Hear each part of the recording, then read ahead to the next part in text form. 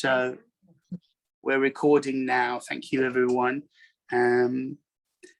So here we are in October, I believe, 2022. I lose track of time. It kind of has no meaning to me, but it's always now, right? So Paul, will you please guide us in a inner child healing, or whatever it is that you would like to share with us? Absolutely. Thank you. And I apologize if I come across incoherent. I'm surviving on about 30 minutes sleep. So, but if you'd all just like to take a moment to close your eyes and begin by just breathing very simply. Nothing complicated, no holding or counting, just in and out. Just allowing the body to be a bit soft and relaxed. And if you need to, you can give yourself a bit of a wiggle, just let go of any tension in the shoulders and the neck. And just breathe.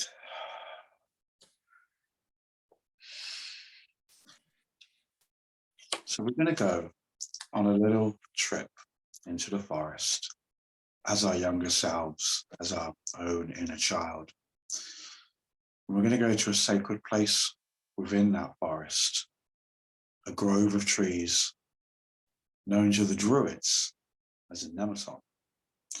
And in this sacred place, a leaf, almost like a pod, is going to open up, and we're going to step onto it, and it's going to take us straight into the loving arms of Mother Earth. So, from the blank screen on your mind, the door opens up, and as you step through, you find yourself in a beautiful, perhaps enchanted forest. Perhaps it's full of the fae or animals. Perhaps you're aware that around you, surrounding you, are loving spirits. And when you look down at yourself, you might not see you now, but as a younger version, maybe a toddler, or 7 or 8, or even 12. Just know that however you see yourself is a representation of your inner child, filled with love and adventure. Stretching out in front of you, you see a path. Travel along the path however you feel. You can hop, skip, jump, whatever makes you feel full of joy.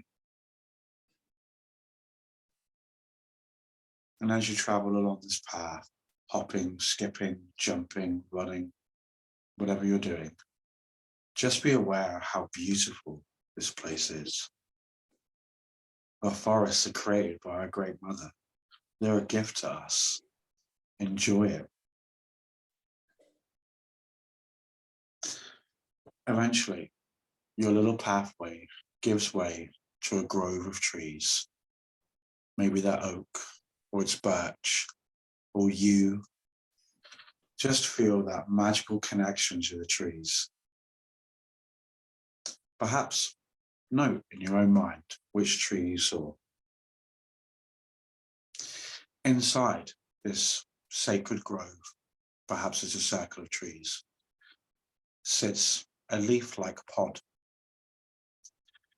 And as you step onto it, the leaves close up and you feel yourself being pulled deep into the earth, as if you're on some kind of natural elevator, pulling you all the way deep into the ground, into the heart of our great planet. And as you emerge on the other side, you find yourself in the loving arms of Mother Earth. Perhaps she looks like a tree being or something covered in leaves. Just be aware of her beautiful gaze and presence, and how wonderful it feels to be held in her arms, close to her bosom, being loved by that primordial Great Mother how safe and how warm it feels to be held like this once again.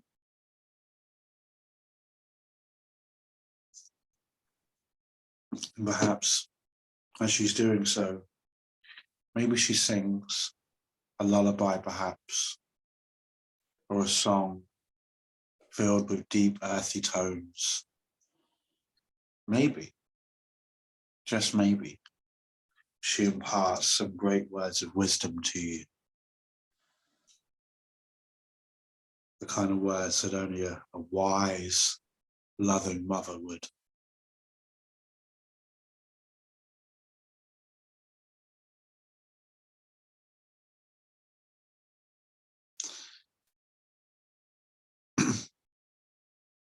Experience, just for the moment, how nurturing it can be to be held by our great mother, our Mother Earth. And know that moments like this, they don't have to be distant or a memory of a time that we did something really cool and spiritual. Know that this is a place that you can return to anytime you wish, anytime that you feel you need love or nurture or acceptance, even wisdom. Know that you simply must return to this grove, into the leaf, and deep into the arms of Mother Earth. But for now, it's time to leave. Thank our great mother, Mother Earth, for this wonderful gift, and allow this pod-like leaf to take hold of you and bring you back to the surface, back to the sacred grove, feeling refreshed and energized, loved, nurtured, connected, filled with life and joy. And for whatever way you got here, whether you hopped, skipped, jumped or ran, do so again. And just be aware how everything just seems to be brighter. The leaves have an emerald glow. This is in essence what happens when we connect with our mother, our great mother. All of life just seems so much more vibrant because we in it are connected, and our energy reflects in it as it reflects in us. Say goodbye to this beautiful enchanted forest. Step back into your mind,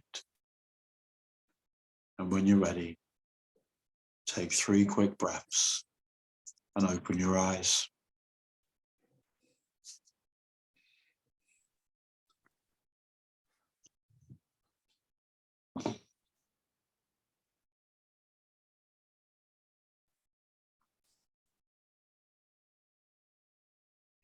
That was beautiful. Thank you. Thank you. You're welcome. Thank you, Paul. You inspired me to sing something very short, and at past, I'm going to hand over to Michael. So in just under 14 minutes, if that's okay, Michael. I would like to hear from you all. I'm just going to do a quick check-in with you, but I'm going to sing something that you inspired within me, that I heard one trip that I made to Glastonbury, and I got lost, and I ended up with this mother and daughter in their house after this kind stranger gave me a lift. And the mother and daughter sang this beautiful song in their little cottage, and it went like this. We all come from the goddess, and to her we shall return like a drop of rain flowing to the ocean. We all come from the goddess, and to her we shall return like a drop of rain flowing to the ocean.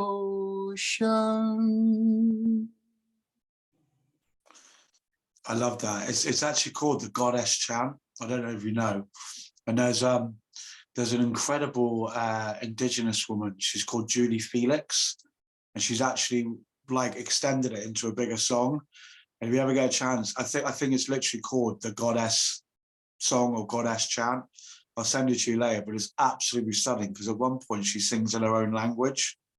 Please post it on Sacred Segments. Post the link on there. I'll do both. I'll do the actual Goddess Chant, or what you were doing, and then I'll do the Julie Felix version because they're stunning. Beautiful. Let's remember that this episode of Sacred Segments is dedicated to the Mother Earth, and in our own way, let's bless and hold the Mother Earth in reverence. And I want to just check in with you and also ask you for an intention to set. Mine is to get into a space of healing. That's my intention. So there's been a lot going on with me, but I won't share. I want you to share if you want to. I'm going to start with Shelley. Everybody take a minute or two to share what's going on with them, if you want to, and also your intention. Would you like to share something? Yeah. I'm Shelley, and it is the day after my 56th birthday. So happy birthday. Thank you. This is quite a joy to be with you. And yes, I've heard that song and sung it with other women in a circle, and Beautiful. It was quite lovely and delightful to have it be here to welcome me again. I am a physical therapist by training, and I'm looking to possibly step off the path to, I'm not sure what my purpose exactly is. And I feel like this is the day that I start becoming much more in touch with it. So I'm delighted to be here to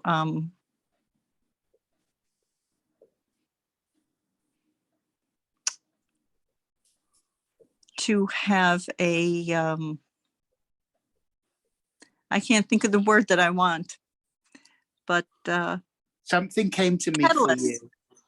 Say that again. It feels like this is a catalyst, like right now. Wow. Something came to me for you, an affirmation as you were speaking, and I'm going to offer it to you and take it if it feels right. And that is, I am the path. The path shows me. I am the path. The path shows me. Yeah. Okay. Yeah. Thank you so much for sharing that, Shelley, and may you find all that you seek. Thank you. What you seek is seeking you, and what you speak is seeking you too. All right. Anna, would you like to share something? Sure. I find myself sort of in this space of being very in the now moment, very present with what is, and also focusing on potentiality for the future, because a change is being created for me somewhere. And so my intention is to align with the vibration of that change so that it may unfold in the best possible way with no trauma and no drama. And welcoming in my future without fear. So yeah, that's kind of where I'm trying to be. I Am I heard for you. totally? I heard for you, I welcome the new, I am safe.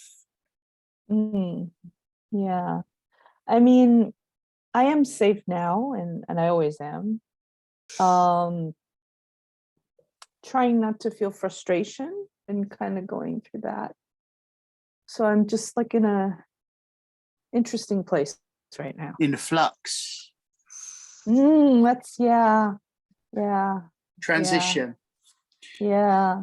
I mean, I'm very There's- much here, but you know. There's a beautiful affirmation that Louise Hay created, and she says to say this over and over and over and over again. It goes something like this: out of this situation, only good can come. I am safe and all is well. Out of this situation, only good can come. I'm safe and all is well. Yeah, I feel that. Yeah. Thank you for sharing that, Anna. Bonnie.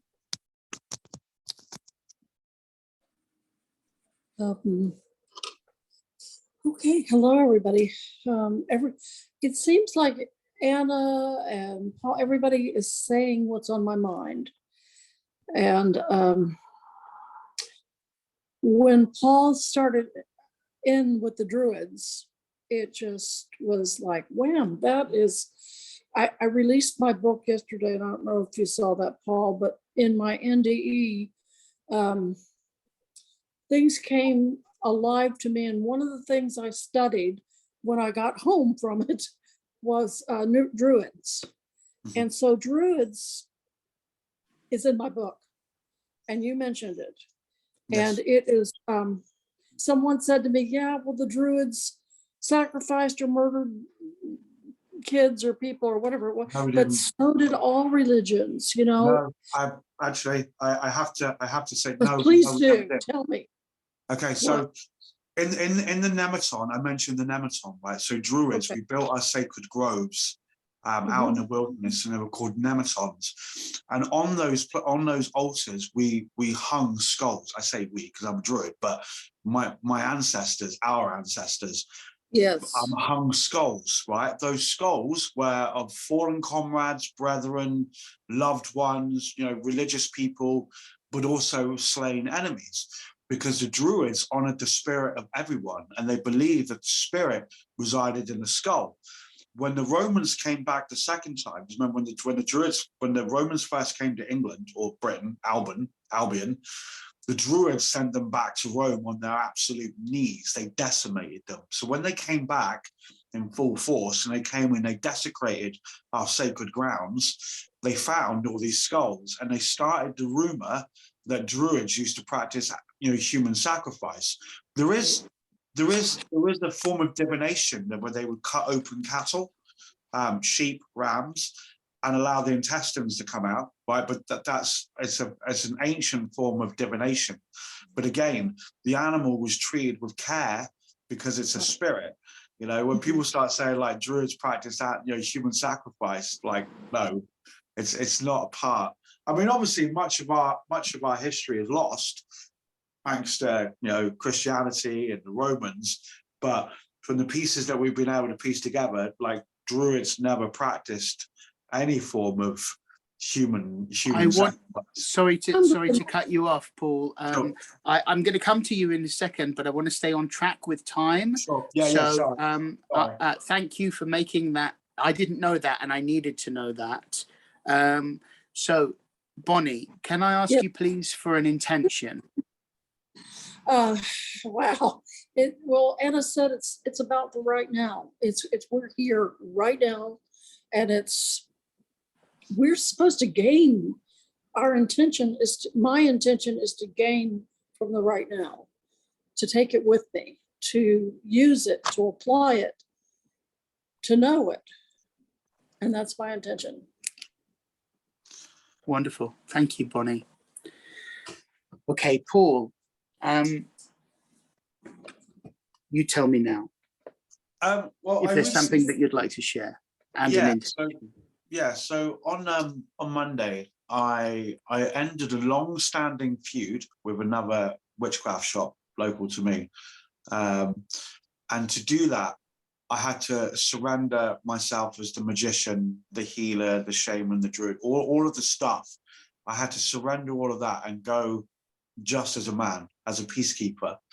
And during the experience, the other two people absolutely let rip. And there was so much convoluted, I mean, Anna knows obviously the full details we talked about last night, but lots of what they accused me of was very convoluted and based a lot on Chinese whispers, but and they were actually quite rude, but I remained like this very calm, very serene.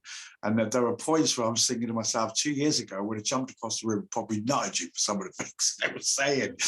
But just that surrendering, in actual fact, the way Anna put it last night was perfect, and I'm not even going to try and remember how she said it, but just a simple act of surrendering myself. So just one more minute, and then I'm almost done. I'm literally almost done. Yeah, go ahead. So that act of surrendering enabled me to be the peacekeeper, and I realized, like, going forward, I had to concede a lot of ground, but going forward, like, my intention is to continue being this peacekeeper, but no, I will concede no more ground. So I will remain boundaried in that and a peacekeeper, which is no easy task, you know? So yeah, that's kind of... Is that your intention, to remain boundaried and to be a peacekeeper? Yes. Very powerful. Wow. I think I'm going to adopt that. Thank you. You're welcome. Thank you. Michael, is there something that you would like to share and intend? Yes. I've sort of come out of a period of sort of introspection and a certain amount of solitude, really. I'm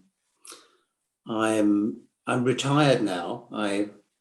In July, I turned 66 and got my pension and my free travel pass. You look and amazing. Became an OAP, and it sort of sent me into this period of introspection and solitude, really. But I've come out of it, and I've started, as well as spending time in nature and doing the odd little bit of forest therapy. I'm not doing very much at the moment because I didn't want to. But other than I've started working a few hours a week as a carer, caring for older people. And I'm getting so much out of that. I've got some lovely clients, and it's added very much to my life. And that's what I'm doing at the moment, as well as my other things. And just taking things very, very steady and easy. And my intention is around expanding my connections. Obviously, I have a connection with nature in terms of what I do with forest therapy. And I'm reconnecting with people as well, through caring and providing personal care. And I'm in a fairly good place at the moment, having not been in a particularly good place for quite a while. Good. So that's me.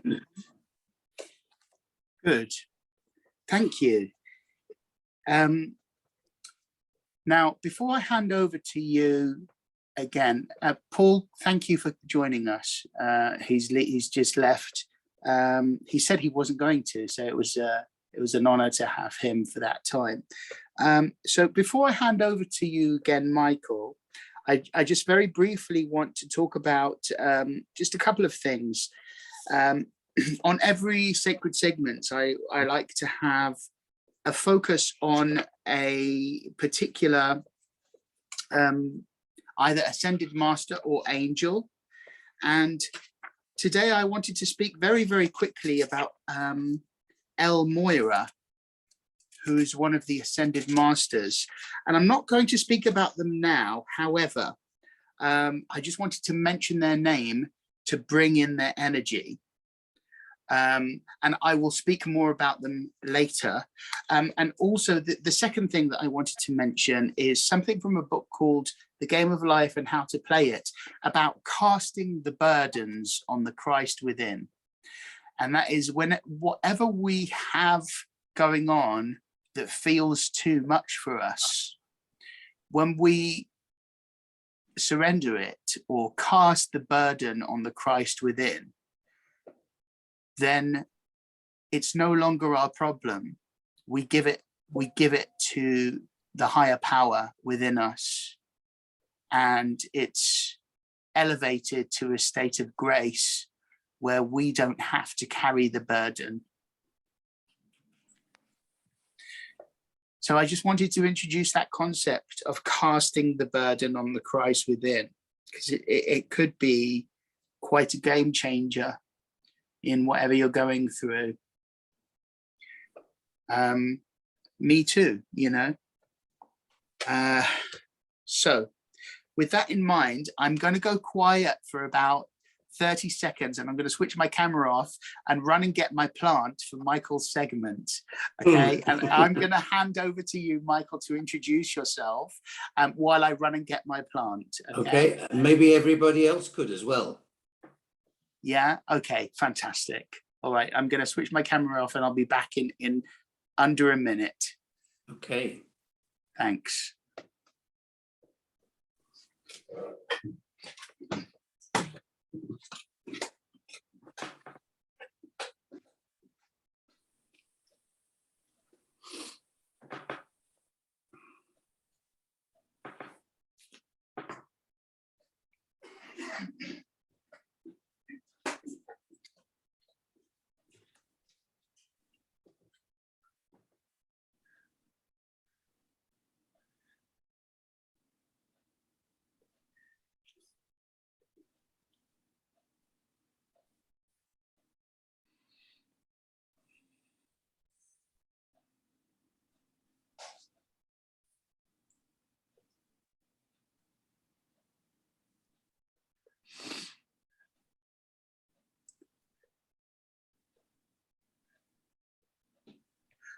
So I'm going to spotlight you now, Michael, if that's okay. Okay. All right. It's fine. Okay. Right. Well, you all know me. I haven't been around for a while. Sorry about that. But I'm back now. My name's Michael, just for Shelley, who I don't think I've met before, but for Shelley, my name is Michael Keegan. I'm a retired fella. I live in Ireland, although I have this this RP accent, received pronunciation accent, having lived in the UK and London for most of my life, but I've been here for 10, 12 years now. I'm a forest therapy guide with the Association of Nature and Forest Therapy. I'm also training now as a well-being in nature, well-being inspired by nature consultant, with a view to bringing in nature and nature practices into the workplace, the corporate sector. I'm also a coach and a mentor, and I use various tools such as solution focus, NLP, transactional analysis, etc. in the work that I used to do and do. And my little session here is around reconnecting with nature and the micro world. Now, Paul did an excellent introductory meditation looking at the Mother Earth and the inner child, which has really sort of kicked off the session really well. So I thank Paul for that. I wanted to start with a quotation from David Attenborough. I look at he's on my Facebook page, and he's very busy at the moment trying to sort of convert people to and make people aware of what we're doing to this planet of ours. And his quotation that I picked up from his site is as follows: "No one will protect what they don't care about, and no one will care about what they've never experienced." And that links in to a certain extent with what I've started doing, caring for people as well as the more than human world. So I'd like to use this time to reinforce your connection to nature and the more than human world through a guided reflection and meditation using elements of forest therapy. So I'll just briefly sort of talk about what is forest therapy. I won't go into too much detail, but forest therapy is a gentle meditative practice of moving slowly through a forest or a natural environment. It could be the seashore, with special attention to the sensory experience, your senses.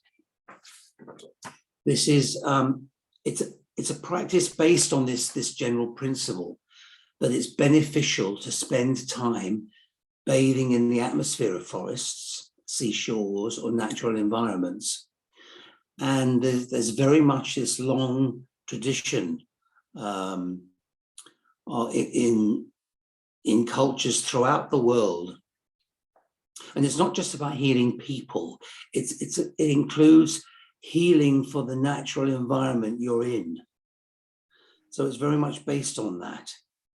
And forest therapy itself it's different from forest bathing in that it weaves together these three major strands. It weaves together Shinrin-yoku, which is Japanese for forest bath, where forest bathing originated in Japan.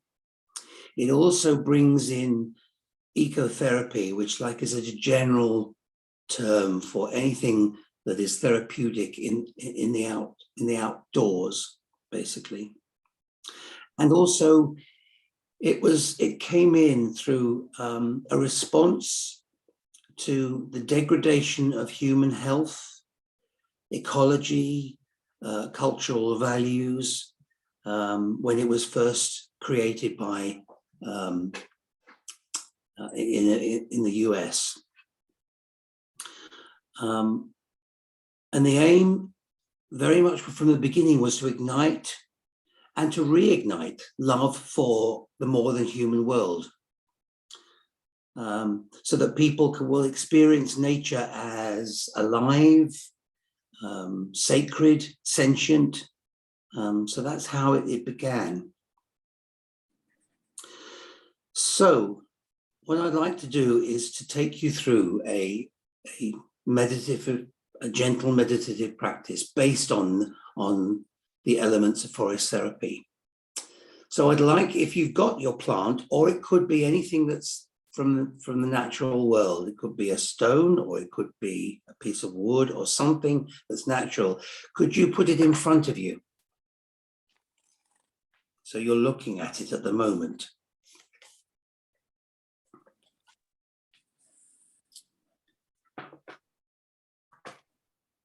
So I'd like you to start by noticing where you are at the moment. And in a moment, I'm going to ask you to close your eyes or maintain a nice soft gaze. Either's fine. So when you're ready, I'd like you to gently close your eyes or have a soft gaze, whichever is most comfortable for you. And I invite you to focus on your breathing, releasing the tension in your body as you breathe out. So you might want to stretch up your spine as you breathe in. And as you breathe out, relax your forehead, your chest, your shoulders. And with each out breath, it's like breathing out a bit of tension each time.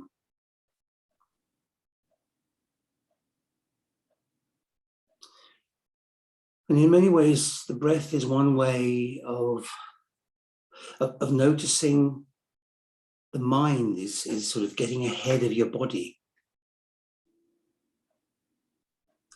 So I'd like you to play as you're breathing with how totally present you can be. And notice how each breath emerges into the now. The beginnings of the inhale, the first feelings of the cool air as you breathe in.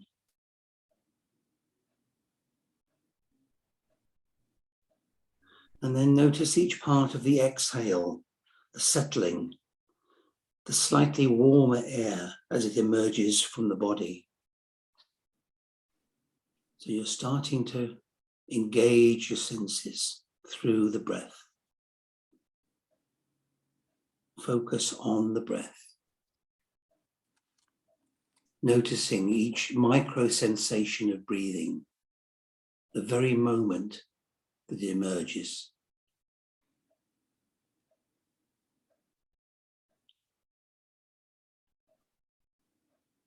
Now I invite you to notice the softest, quietest part of the breath and be really still. And the stiller that you get, the more fine-tuned and sensitive your awareness becomes.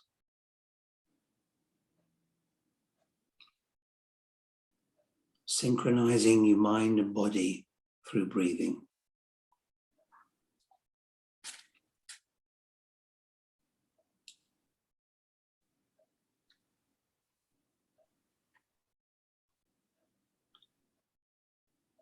I now invite you to go into your body, feel yourself sitting on a chair and using your imaginal sense. Imagine that you're growing roots through the chair and down into the ground.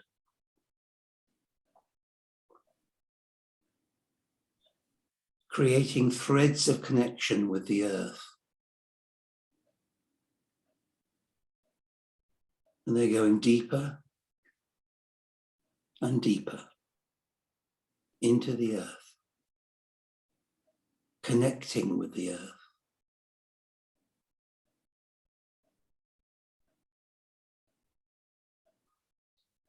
So that as with all plants, you have roots growing into the earth yourself, as though you were a plant yourself.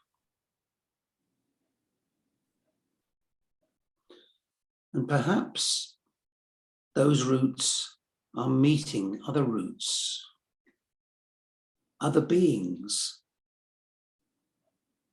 that maybe have been there many, many years ago. I wonder what beings were there in that very spot that you're in now.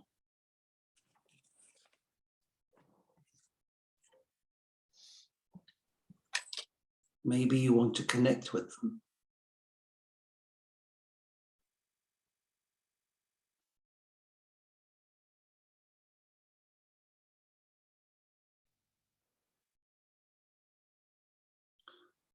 And maintaining your imaginal sense, using your imaginal sense,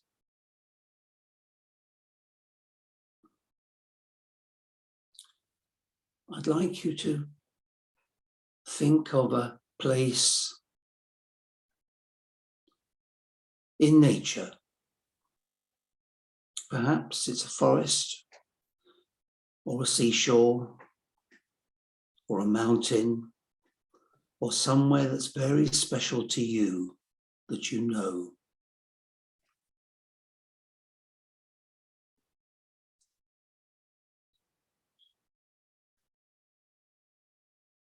And now that you're in your body and you're embodied more, I wonder how your body feels being in that very special place.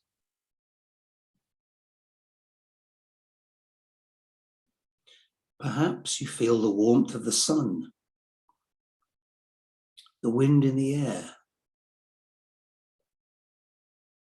Maybe it's sounds, the sound of the trees or the sea, the waves lapping on the beach. Or maybe you can see things, maybe the beauty of the colors. It could be the colors of autumn. Or it could be the smell of the fragrance in the air, the smell of autumn. Maybe if you opened your mouth, you could taste it. You could taste it on your tongue.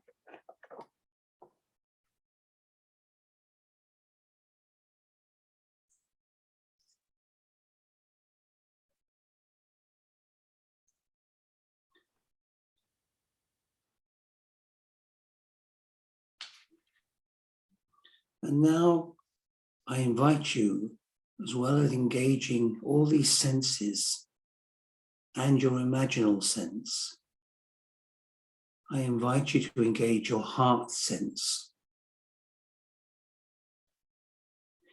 Put your hand on your heart and turn into the direction that it's telling you. Maybe to that special place.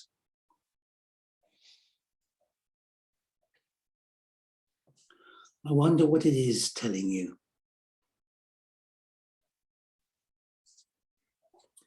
And I invite you to just be with that place and enjoy that sensory moment and the pure pleasure of being there.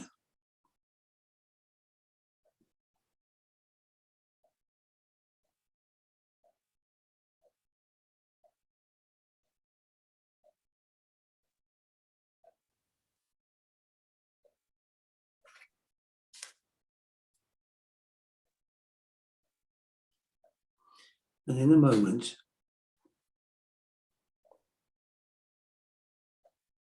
you're going to have to say goodbye to that place for the time being.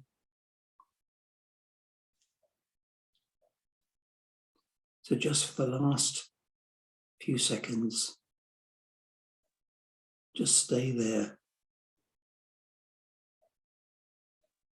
before you say goodbye.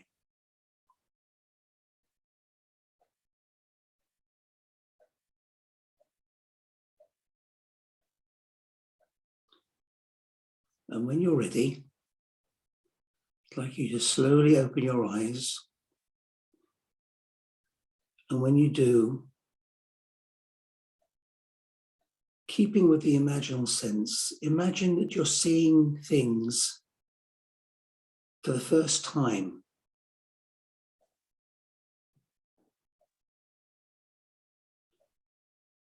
And in front of you will be your plant or natural object.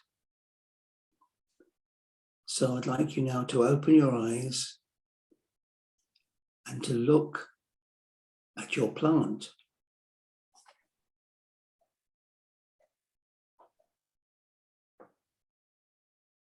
Really look at the plant.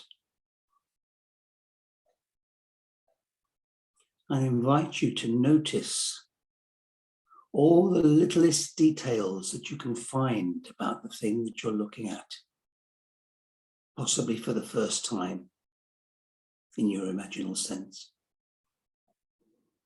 And I wonder what you'll notice about this micro world that you're now looking at.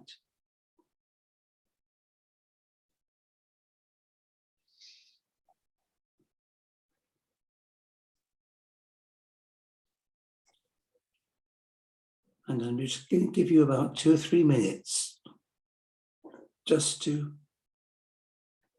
be there with that being. in front of you, noticing all the littlest details of this wonderful thing that's in front of you.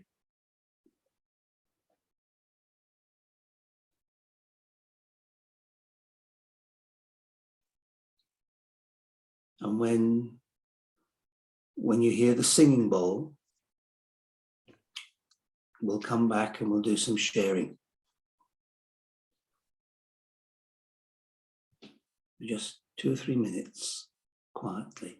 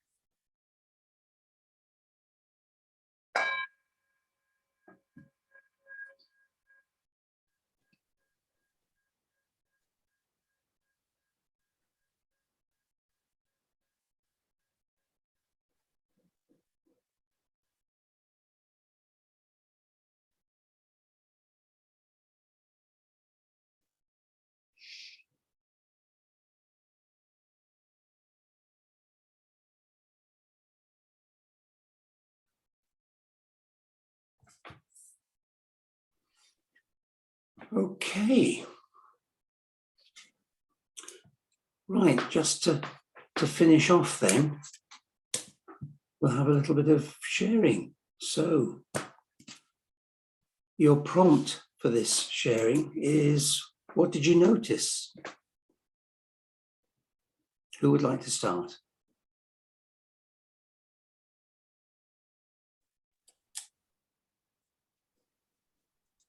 Yes.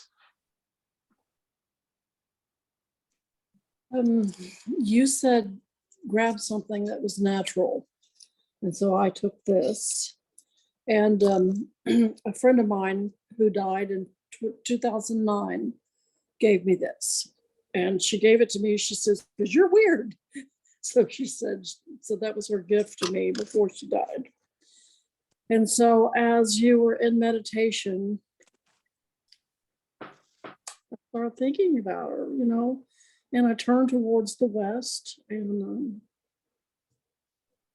it was just powerfully intimate with the memory of her. Lovely. Thank you. Thank you both. Okay, Shelley, would you like to share something? You don't have to, only if you want to. What have you noticed? I was in Maine near a cottage where my grandmother had an art studio, little studio on the property. And just being so happy to be there and having appreciation for the presence of all the nature, all the life, and being present to that again here as I sit in front of my lovely plant, realizing the ways that it touches me without my even being aware of it. The same space that we're in.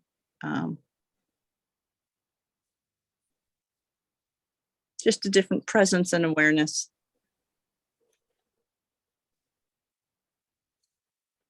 Thank you, Shelley. Thank you. Anna, how about yourself? What are you noticing?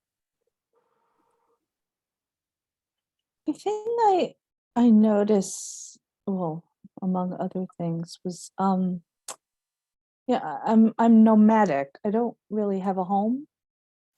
I have a roof over my head, but I don't have a home. I haven't had a home in 8 years. And so whenever I'm called to visualize a place in nature that I know, or that I've been to, it's rare for me to be able to think of a place that I've actually been to. There've been so many sacred spots in nature for me throughout my life, starting from my childhood, because I used to live across the street from Inwood Hill Park in northern Manhattan, which was a forest. And that was a sacred space for me. So I found myself in this maritime pine grove overlooking the Mediterranean. And if I had to say a place where I feel most at home, for me, it's always the Mediterranean. And it's always by the sea in a grove of pine trees, maritime pine trees. And there's something very important about that for me. And then when I open my eyes, I see this, it's not a plant, it's actually just cuttings of a juniper bush. And I just love that whole family of plants and trees, juniper, pine, cedar, that I feel extraordinarily connected to them. And they give me great comfort and strength. And I feel like they represent stability for me. Yeah. Thank you. Thank you, Anna. Alexis. Yes, I have a plant called a croton, which I've never heard of till this moment. Actually, I didn't even know its name. You can probably see it here, but I noticed all of these yellow markings on it, which are kind of like veins, which I'd never noticed before, and it's super shiny and lustrous. And I noticed the pattern that it's forming, which is kind of like a clock or a rose, like a cluster. And it kind of reminds me of fractal. Fractal, yeah. Yeah. And I just thought how amazing that this being is intelligent, and it knows what to do to sustain itself. And this plant is so much more alive than my other plants. It's doing very well. This plant, it kind of likes the space. I think something my other plants aren't doing that well, but this one seems to be thriving. So yeah, it just made me think of seeing things that have never been seen before that are right in front of you, which is kind of like a metaphor. Absolutely. Yeah. And that absolutely sort of sums up, sort of provides the conclusion to the session, in that we don't spend enough time just looking at the wonderful world that we live in. Our connection with the natural world is just dwindling. It's drastically dwindling. It's resulted in this just total lack of concern for the habitats that are around us and the beauty that's around us. And if only we could rekindle the compassion and connection with nature. It comes from interest and understanding, and links back to David Attenborough's quote, "No one will protect what they don't care about. They have to show interest in it." And then no one will care about what they've never experienced. So it's about understanding it and engaging with it, with nature, and going out and sort of spending time in nature, and acknowledging the natural world and wildlife and habitats. And there's research that says that people with a stronger connection to nature and the natural environment are more likely to behave positively towards the environment, wildlife, and habitats. And I just, it gives me a lot of anxiety when I see the news and what's happening in the world at the moment. So, but hopefully this is, I know I'm dealing with I'm speaking to some very connected, aware empaths here. So go out and spread the word to reconnect with the natural world and the more than human world, please. You know, Michael, one thing that's really interesting about what you were talking about is that our new monarch, King Charles III, not that I'm a royalist at all, but, you know, just to put a positive slant on things, he's very much an environmentalist. So perhaps we can hope that some of that will rub off on the next reign, and that this new awareness of the old awareness will be reclaimed somehow. I think it was very important what you shared with us. Thank you so much. And I just want to say that when I was facing in the direction which you asked us to choose, I was reminded of facing east, which is the natural flow of healing. And if we can only connect with one of the four elements, whatever they are, either earth, air, fire, or water, or ether, 5, then we can be back in tune with not only the angelic realm, but with the natural realm of the all, of all things. Very important. Thank you. You're welcome. Thank you for asking me. Appreciate it. That was wonderful.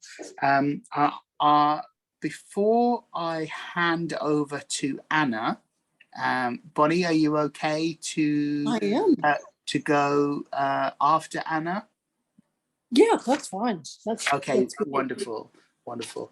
I just want to very quickly talk about El Moira before I hand over to Anna, just for a minute or two.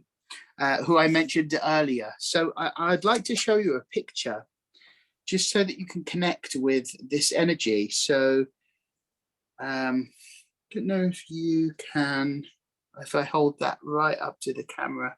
Can you see that? So there are different interpretations of El Moira. Let me show you a different one. This one I think is particularly beautiful. So he is said to be a Tibetan Mahatma, and he helps with decision making, faith, groundedness, protection, and especially energy and psychic. You know, your psyche, and for psychic people. So this is the invocation. Beloved El Moira, who serves the divine light, please come to me now. Escort me to the place of selfless service where divine assignments are made. Shield me from negative thoughts of my own mind, as well as negative energy in general, and help me stay centered in my commitment to learn, to grow and heal and teach with a positive intent and positive energy. Thank you. So that's the energy of El Moira. So with that, I'm going to hand over to Anna. Thanks again, Michael. Yes, thank you, Michael. You're welcome. And Shelley, when you were talking about Maine, the very first summer of my life was spent in York, Maine, York Beach, Maine, at Nubble Lighthouse. Oh, yeah. Yeah. And that was the place I have all my many of my summer memories of. Yeah. So do you guys happen to have a crystal on hand that you could pick up near you? Or that I can get one. wearing? Give Okay. me 2 Yeah. minutes. And Yeah. Alexis, how much time do I have, by the way? 10 minutes 10 or minutes. 11. 11 minutes. 11. Oh, Yeah. okay. Yeah. All right. Okay, I'm gonna go So, yeah, grab a crystal, and I'll just introduce a little bit while you're getting your crystals. Last Wednesday, I was invited to give a talk about crystals to this spiritual group here I live in Javias, or near Javias, Spain. And it was this group called Spiritual Friends. I think the youngest person there was 70 years old. And it was a wonderful group of people. And they had asked me to give a talk about crystals. And apparently I did it in a way that no one else had ever done before, because they'd had people talk about crystals before. I didn't just talk about the properties. I was talking about connecting with crystals as living beings, because this is like very much what you were saying, Michael. You know, it's so important for us to recognize and connect with nature, and to see how we are a part of it, and it's a part of us. And you know, if you know me, you know that I love crystals, and I work with them a lot. So I thought I would do my little segment on connecting with crystals. And we are crystalline beings, right? We are crystalline beings.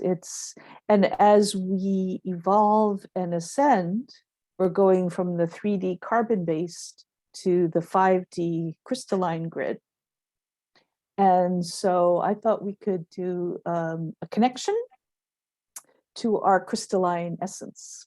So I'm just going to do a version of what I did with that group last week.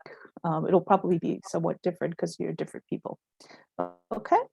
So, and Alexis, I'm gonna do it with my eyes closed, so I'm not 100% sure of the time, but I'll try to keep to the time. So I'll give you a Okay. 1 minute, a 1 minute away. Great. So if you've got your crystals, I've got a Herkimer diamond here. That's what I just picked up, and a rose quartz. So I invite you to close your eyes and just get yourself centered. Should be fairly easy now because we've done so many meditations today. And just pulling your attention and your energy inward into your center. Focusing at the point of the heart. And taking a few breaths. Drawing your attention inward to your heart. And as you focus in at the heart, you can visualize or just know in the center of your heart is a crystal. And however it looks to you is what it is. And if you can't visualize it, it doesn't matter. It's there.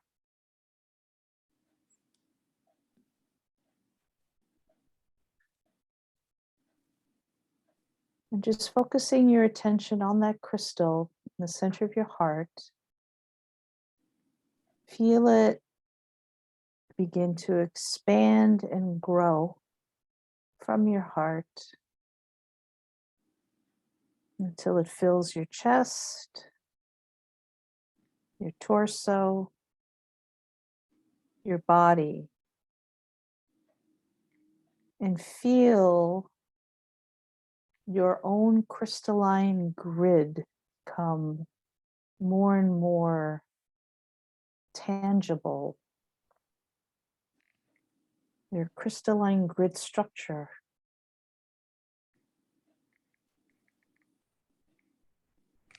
Your bones.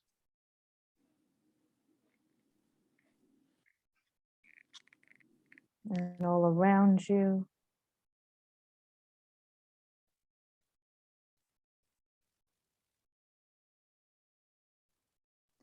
And then become aware that there are millions of people on this planet who are aligning more and more every day with their 5D crystalline grid. Feel the connection, our connection on this call today. We connect. And then notice that the entire planet is covered with people evolving into their 5D crystalline grid structure, their bodies, forming an interconnected web or field all around the planet that is simultaneously protecting the planet and holding it.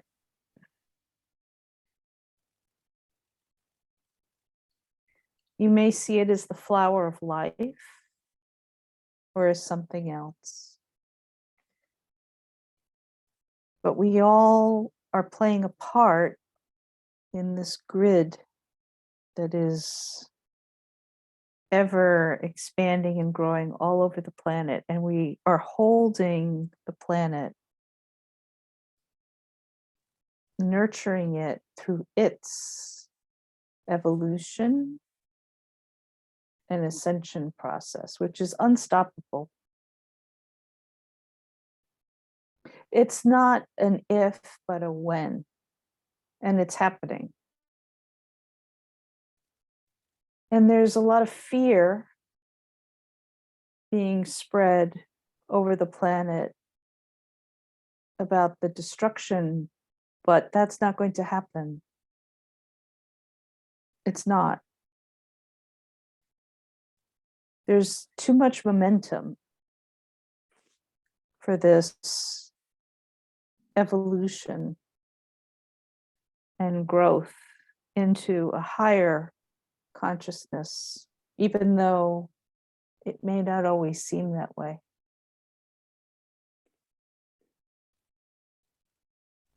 And as we help form this crystalline grid connected to the crystalline structure within the planet, as well as the crystalline structures of all the stars and planets around us, we begin to dissolve into the oneness of all creation.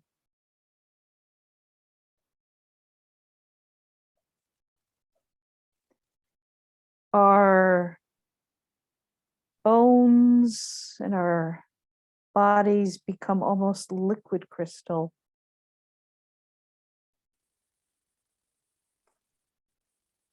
It courses through our veins. It's simply who we are. And it's full of light. So full of light. And we see the planet radiating its light. Again, this is unstoppable. There may be those who think they can stop it, but they can't. So remember that. Stay out of fear. That's the message. It's just over a minute. Okay. We're almost done. And beginning to slowly bring our energy back to our physical bodies, pulling it in, but remaining aware of and conscious of our connection to each other, to all the other ascending souls on the planet, and to the planet itself. And remembering that we are part of one thing, even though we're individuated within it. And then beginning to feel your bones sitting on your chair. I feel like my bones got a little bit of a bath from crystalline light. And maybe holding the crystals in your hands, you feel your connection to this 3D representation of this energy. You can begin to open your eyes.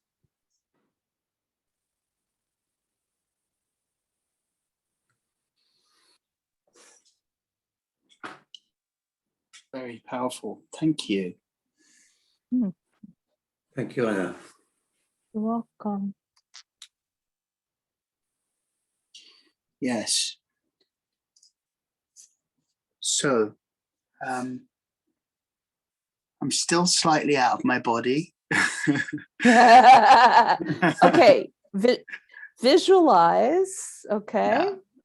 your crystalline, your bones, your crystalline grid structure, okay, and rooting down into the earth, Yes. okay.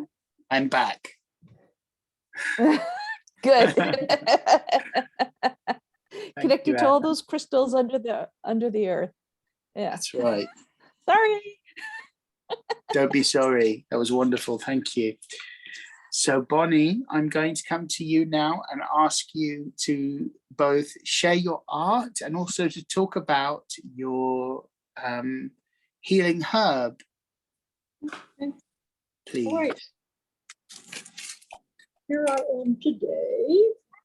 Here we are. We started off into the, is it backwards?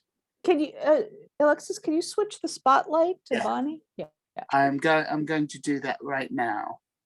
Okay, So we're in the Druid Woods are behind. Okay.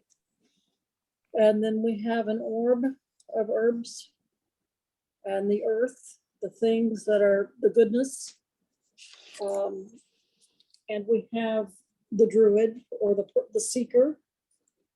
And I need to add something from Anna. I need to add a stone in here. And that is it so far. beautiful. So, Very mystical. Thank you. Beautiful. Thank you. Well, I only have like 5 minutes, right? And that's fine because I wanted to bring to you last time, and I didn't because of several things going on in my life. This herb, only it's not an herb, it is a part of a mushroom. Lion's mane extract, Hercinium, Hericium granice, I can't say it. Anyway, lion's mane, mountain priest mushroom, or bearded tooth. It's a fungi.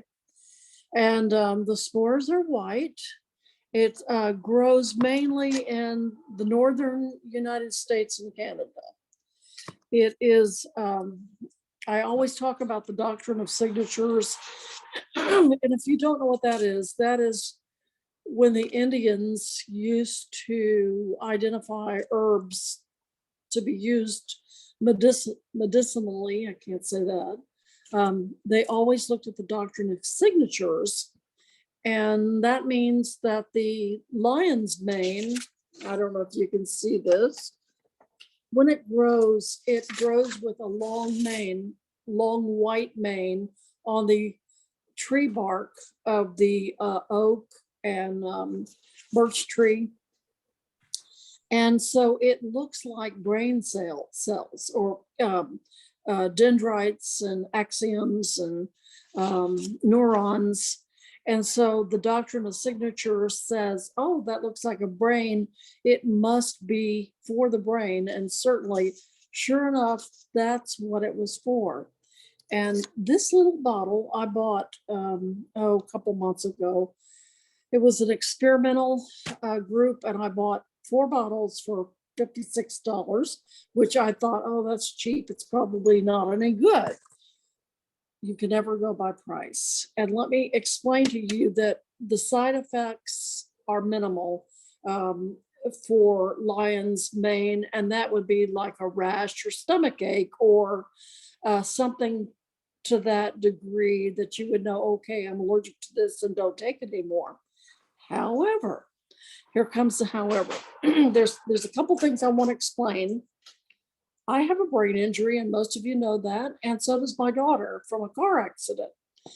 And so we both need to take things to help us remember.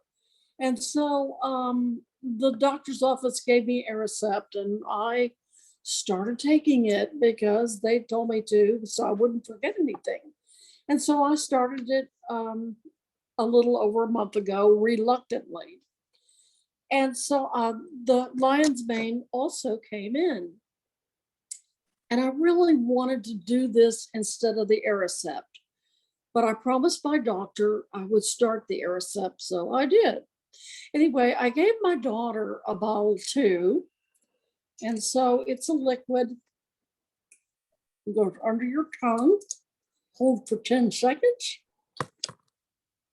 2 to 3 times a day, me 3 times, because mine's a little more focused in on the brain. Well, okay, I get back to the side effects. I told you that it was mainly itchy or, skin, maybe some respiration, but they really didn't mention that. But I got to tell you, I went out with my daughter. She went with me to the doctor's office, and she talked from the moment I got to her until 5 or 6 hours later, and she was driving me crazy. And she was so hyperverbal. She was in a great mood. She was not depressed at all. She was just so excited, exhilarated. And here I am sitting at a cancer doctor, and I'm like, would you please be quiet?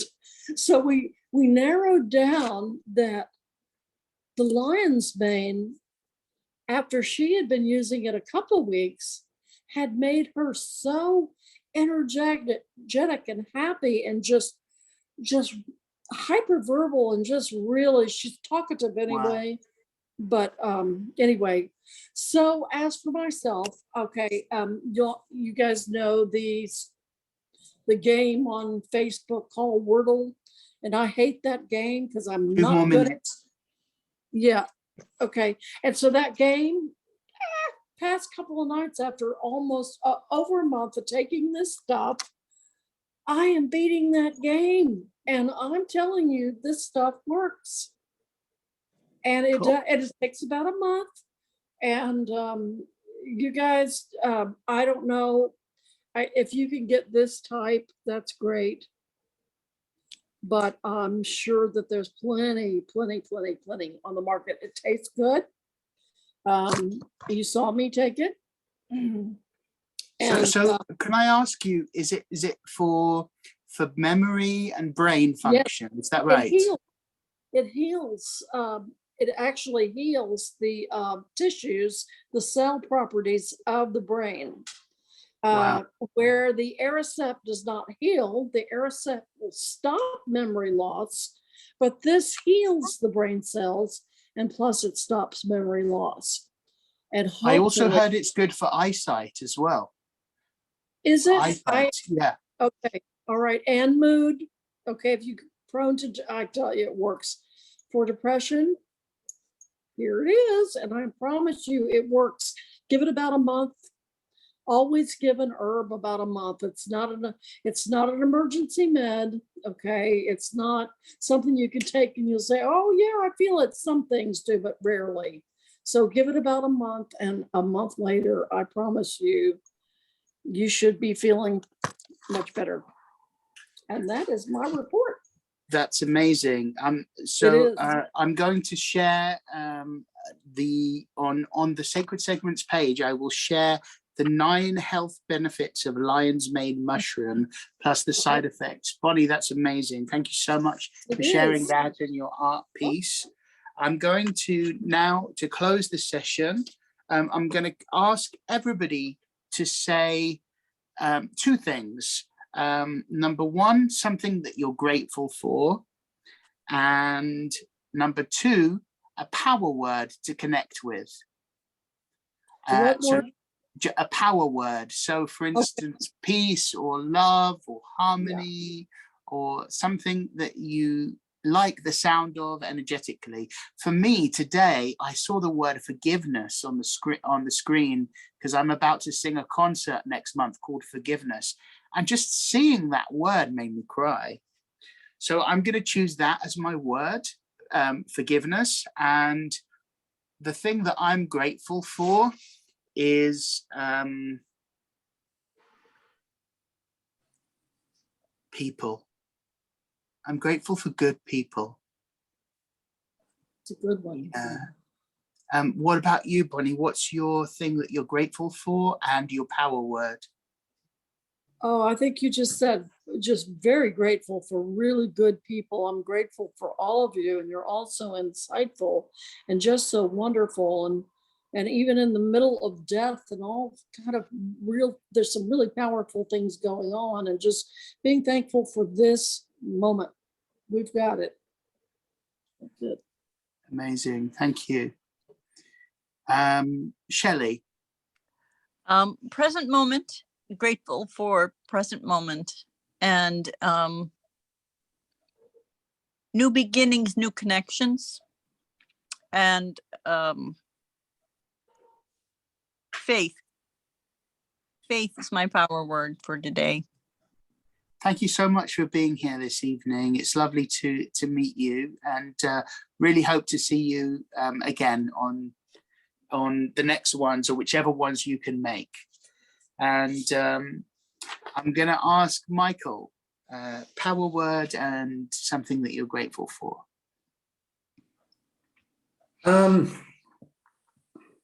I'm grateful for Anna's session, and the words "no fear" is there, because I have been very fearful for quite a while, and I'm grateful for Anna's session because it shifted me into a much better place.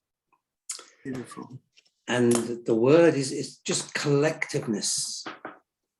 Ooh, lovely. Wow. Thank you so much, Michael, and thank you for your beautiful energy work with the Mother Earth. Really grateful for that. Thank you. And thank you everybody for your segments. Anna? Well, I'm grateful also for people, for all the incredibly supportive people in my life. It seems like no matter what's going on, there's certain people that I can rely on to be there for me and just to hold me in supporting energy. And I am very grateful for that, as well as those, the guys up there, And I'm having trouble coming up with the power word tonight. There are all these different ones popping into my head. So let me go with fearless. I love that. Fearless. Wow. Very, very lion-like. Yeah. That's cool. Okay, so I'm going to read a very short closing treatment and I will say goodbye and good night to all of you and send you all my love and very much hope to see you all in a couple of weeks. So here's the closing treatment, written by Louise Hay, who I found out this week was also known as Lulu. So here it is. The past is over and done. It has gone back to the nothingness from whence it came. I am free. I have a new sense of pride and self-worth. I'm confident in my abilities to love and support myself. I've learned that I'm capable of positive growth and change. I am strong. I am united with all of life. I am one with the universal power and intelligence. Divine wisdom leads me and guides me every step of the way. I am safe and secure as I move forward to my highest good. I do this with ease and with joy. I am a new person living in a world of my choosing. I'm deeply grateful for all that I have and for all that I am. I am blessed and prosperous in every way. All is well in my world. And so it is, and so it shall be. Thank you so much, everybody. So it is. Thank Yeah. you. And lots of love. See you in a couple of weeks, hopefully, if you can make it. Have a lovely rest of the day, and thank you so much, everyone. Nice Yeah. meeting you, Shelley. Yes, Yeah, blessed nice to be meeting you, here. Thank you. Shelley. See you later. Bye, Take care. everyone. Bye. Bye. Bye. Bye.